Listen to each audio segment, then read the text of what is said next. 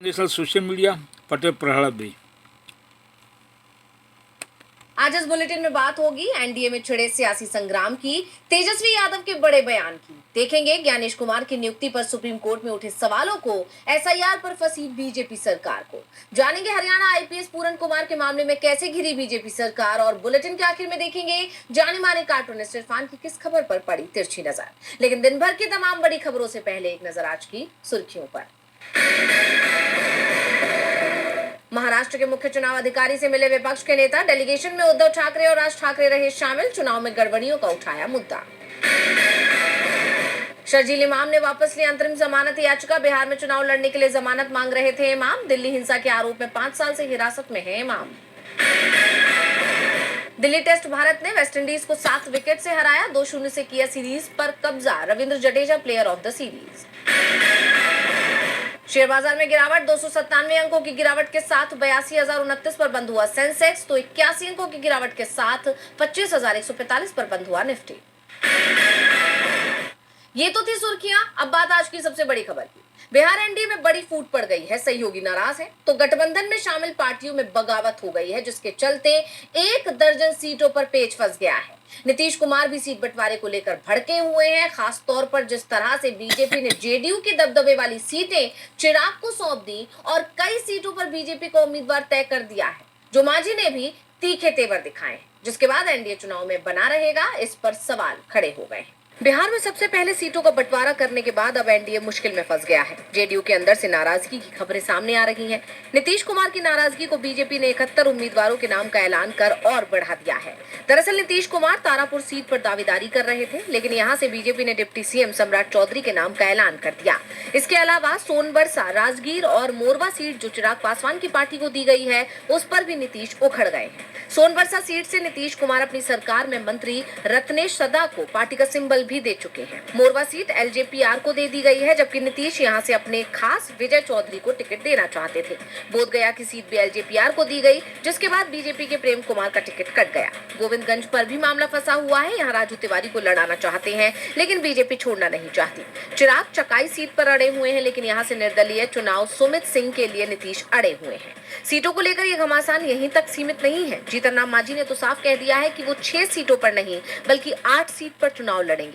उन्होंने मखदुमपुर और बोधगया सीट पर उम्मीदवार उतारने का ऐलान कर दिया है। ये दोनों सीटें चिराग की पार्टी को दी गई हैं। 2020 में मखदुमपुर से हम का उम्मीदवार चुनाव लड़ा था। एनडीए में पड़ी फूट के चलते ही आज भी ज्वाइंट प्रेस कॉन्फ्रेंस नहीं हो पाई। इस बीच नीतीश कुमार ने भी अपनी पार्टी के उम्मीदवारों को सिंबल देना शुरू कर दिया है। ऐसे में सवाल उठ रहे हैं कि क्या सीट बंटवारे को लेकर एनडीए में फूट पड़ने वाली है। एनडीए में फूट पड़ गई है तो महागठबंधन में रस्साकशी चल रही है, लेकिन अब धीरे धीरे यहाँ बात बनती भी दिख रही है। महागठबंधन एक बात तो पहले ही साफ कर चुका था कि पहले वो एनडीए उम्मीदवारों के नाम देखेगा, फिर अपने पत्ते खोलेगा। यानी बिहार में महागठबंधन अपनी रणनीति के चलते बढ़त लेता दिखाई दे रहा है। महागठबंधन में सीटों का बंटवारा भले ही नहीं हो पाया हो, लेकिन उसके उम्मीदवारों ने नामांकन भरने का काम जरूर शुरू कर दिया है।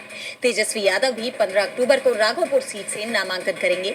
इस बीच खबर ये सामने आ रही है कि आरजेडी की तरफ से जो फॉर्मूला रखा गया है, उसमें आरजेडी 135, कांग्रेस 60 सीटों पर चुनाव लड़ सकती है, जबकि वामदलों को 31, वीआईपी को 14, जेएमएम को 2 और 1 सीट आरएलजेपी के हिस्से जाएगी। वामदलों में भी सबसे बड़ा हिस्सा सीपीआई एमएल को मिलेगा। एमएल को 19 से 21 सीटें मिल सकती हैं। आरजेडी की तरफ से मिले संकेतों के बाद सीपीआई एमएल ने 18 सीटों पर अपने उम्मीदवारों के नाम का ऐलान भी कर दिया है। इस बीच तेजस्वी यादव की राहुल गांधी से फोन पर बातचीत हुई है, जिसमें अधिकांश मुद्दों पर सहमति बना ली गई है, लेकिन कुछ सीटों पर एनडीए की ही तरह महागठबंधन में भी पेच फंसा हुआ है। भागलपुर की कहलगांव सीट जो कांग्रेस की परंपरागत सीट रही है, उस पर तेजस्वी अपना उम्मीदवार उतारना चाहते हैं। बेगूसराय की बछवाड़ा सीट पर भी विवाद है। 2020 में ये सीट कांग्रेस को मिली थी और अब वो शिव प्रकाश गरीब दास को उतारना चाहती है, जिन्हें पिछले चुनाव में निर्दलीय 40,000 वोट मिले थे। इस वजह से सीपीआई के अवधेश कुमार राय हार गए थे और आरजेडी इस सीट को सीपीआई को देना चाहती है। नरकटियागंज सीट पर भी तनातनी है, जहां 2020 में कांग्रेस के विनय वर्मा हार गए थे। इस बार आरजेडी दीपक यादव को उतारना चाहती है, जो 2024 के लोकसभा चुनाव में वाल्मीकि नगर से हार चुके हैं। लेकिन अब खबर आ रही है कि अधिकांश सीटों का विवाद सुलझा लिया गया है और जल्दी ही सीट बंटवारे का ऐलान कर दिया जाएगा। बिहार चुनाव को लेकर महागठबंधन पहले ही बढ़त बनाता दिख रहा है। उसके निशाने पर सत्ताधारी दल के साथ चुनाव आयोग भी है। खास तौर पर मुख्य चुनाव आयुक्त ज्ञानेश कुमार। और अब ज्ञानेश कुमार की कुर्सी भी संकट में फंस गई है। सुप्रीम कोर्ट ज्ञानेश कुमार पर बड़ा फैसला लेने की तैयारी में है, तो क्या है पूरा मामला, देखिए रिपोर्ट। मुख्य चुनाव आयुक्त ज्ञानेश कुमार की कुर्सी संकट में घिरती दिखाई दे रही है। उनकी नियुक्ति का विरोध विपक्ष के नेता की तरफ से किया गया था और अब ये मामला सुप्रीम कोर्ट पहुंच गया है। जस्टिस सूर्यकांत और जस्टिस जॉय माल्या बागची की खंडपीठ ज्ञानेश कुमार पर 11 नवंबर को कोई फैसला सुना सकती है।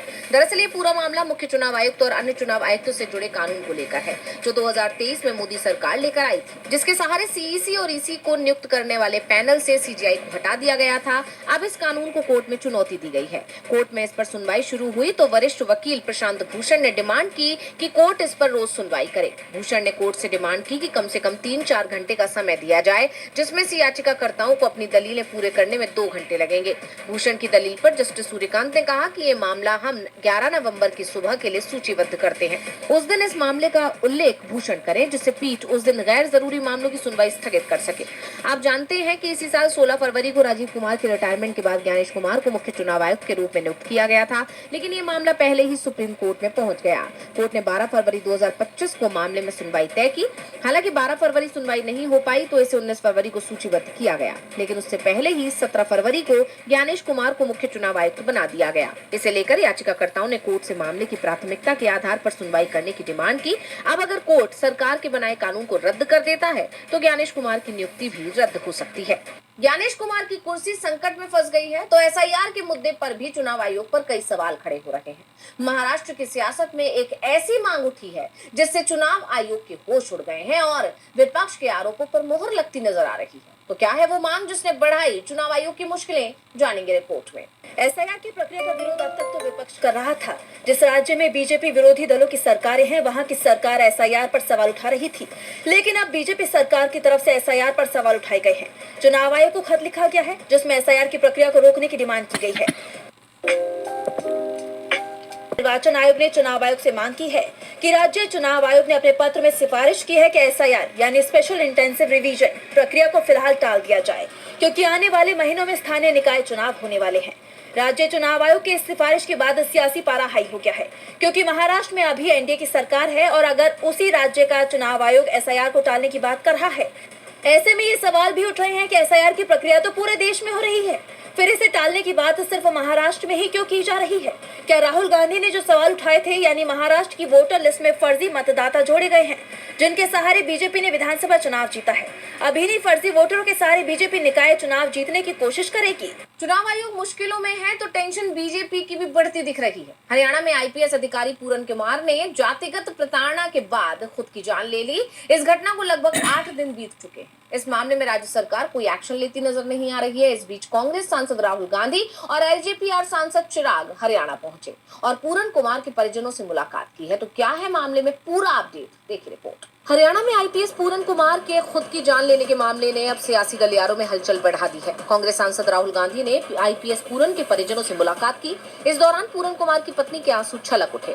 उन्होंने सहमी आवाज में राहुल से कहा कि जीते जी सम्मान नहीं दिया, लेकिन जान जाने के बाद तो मेरे पति को सम्मान मिले। जिसके बाद राहुल गांधी ने पूरन कुमार की पत्नी को मदद का आश्वासन दिया। राहुल ने बीजेपी पर भड़कते हुए कहा कि पीएम मोदी और हरियाणा के सीएम तमाशा बंद करें और दोषियों पर कार्रवाई करें। एक सर्विंग ऑफिसर है, आप समझते हो, देश समझता है कि इन पे कैसे प्रेशर्स आ सकते हैं। कार्रवाई होनी चाहिए और इमीडिएटली इन अफसरों पर एक्शन होना चाहिए।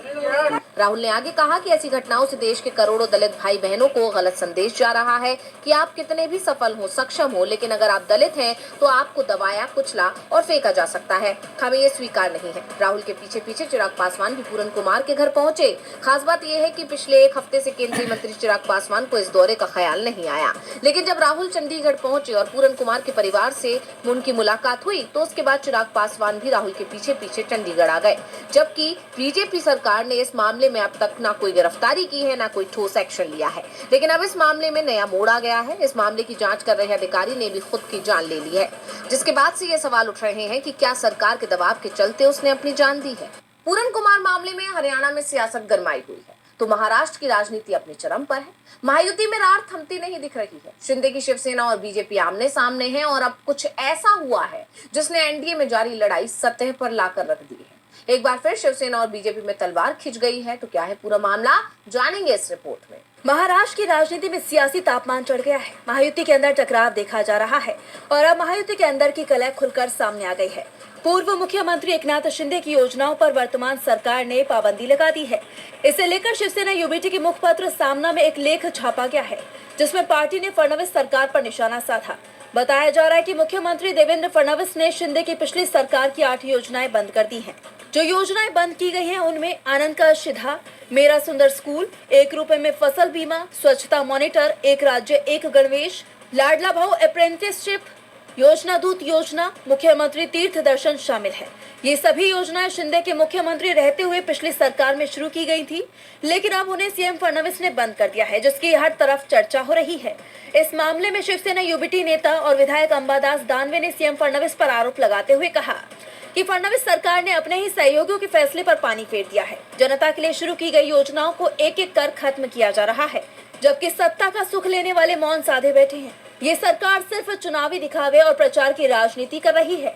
अब जनता सब देख रही है। अब जिस तरह से महायुति में शिंदे और फडणवीस में दरार दिखाई दे रही है, उसके बाद ये सवाल खड़ा हो रहा है कि क्या फडणवीस ने शिंदे की योजना जानबूझकर बंद की है, क्योंकि शिंदे और फडणवीस के बीच पहले से ही तकरार देखी जा रही थी और फडणवीस के इस कदम से ये तनाव और ज्यादा बढ़ सकता है। महाराष्ट्र एनडीए में टकराव तेज हो गया है, तो कर्नाटक में आरएसएस का जबरदस्त विरोध देखा जा रहा है। हाल ही में राज्य सरकार में मंत्री प्रियंक खरगे ने सीएम को चिट्ठी लिखकर आरएसएस की गतिविधियों को बैन करने की मांग की थी और अब मुख्यमंत्री सिद्धारमैया ने भी संघ पर तीखा हमला बोला है, जिससे राज्य का माहौल गर्मा गया है। तो क्या कहा है सीएम सिद्धारमैया ने, जानेंगे इस रिपोर्ट में।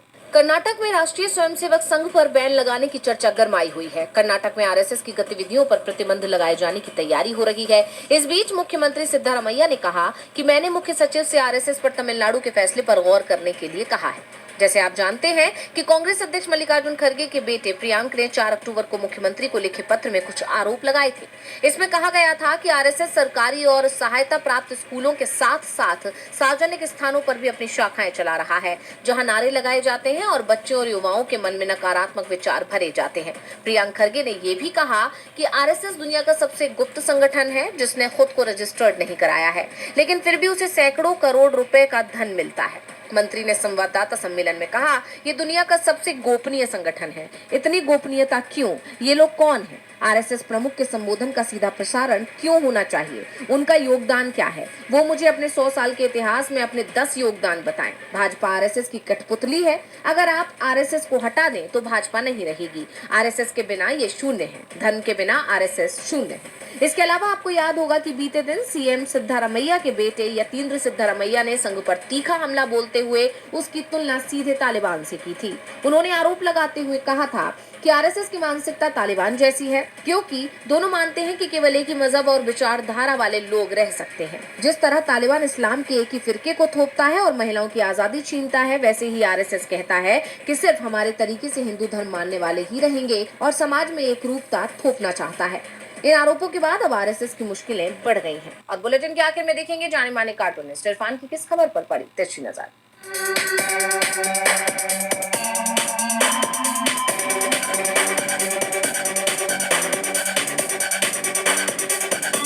जया पासवान ने जितना मोदी मोदी किया उसका उनको आखिर बदला भी मिला।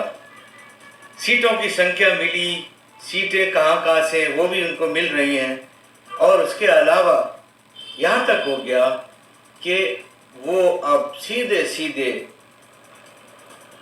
मुख्यमंत्री नीतीश कुमार के मुकाबिल सामने आकर खड़े हो गए हैं। इससे एनडीए की एकता में खतरा भी नजर आ रहा है।